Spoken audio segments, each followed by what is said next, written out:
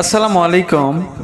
সুপ্রিয় সম্মানিত দর্শক ও শ্রোতা, আজকে আমরা জানব পবিত্র রমজান মাসে যেই সমস্ত মায়েদের ছোট শিশু বাচ্চা আছে যারা দুধ খায়, তো এই দুগ্ধ দানকারিণী মায়েরা এই রমজান মাসে বাচ্চাদেরকে দুধ খাওয়ানোকে কেন্দ্র করে রোজা যদি না রাখে তো সেক্ষেত্রে তাদের বিধান কি, তারা রাখবে কি রাখবে না, এ বিষয়ে আজকে আমাদের বিস্তারিত আলোচনা।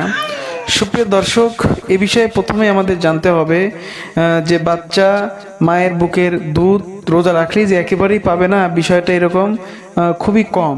কারণ পায়, তবে একটু কম। তবে দিনে যেভাবে খাওয়ায় তো এইভাবে রাত্রে সে পরিপূর্ণ খাওয়াবে। আর বিকল্প পদ্ধতি তো আছেই। এই দুধ দানকারিণী মায়ের বাচ্চাকে দুধ খাওয়ানোর অজুহাতে রোজা না রাখার কোনো সুযোগ নাই। অবশ্যই রোজা রাখতে হবে, না হলে কিন্তু গুনাহগার হবে। তবে যদি এমন আশঙ্কা করে যে যদি রোজা রাখে বাচ্চা একেবারেই মরণাপন্ন অবস্থা হতে পারে, তো সেক্ষেত্রে রোজা না রাখতে পারবে, পরবর্তীতে কাজা আদায় করবে। তাছাড়া অহেতুক দুধ খাওয়ানোর অজুহাতে রোজা না রাখা এটা শরীয়ত সম্মত নয়। এটা অবশ্যই রোজা রাখতে হবে, না হলে অবশ্যই গুনাহগার হবে। তো ভিডিওটি ছিল এই পর্যন্তই। ভিডিওটি ভালো লাগলে অবশ্যই লাইক কমেন্ট শেয়ার করবেন। আর পরবর্তী ভিডিও দেখার আমন্ত্রণ রইল।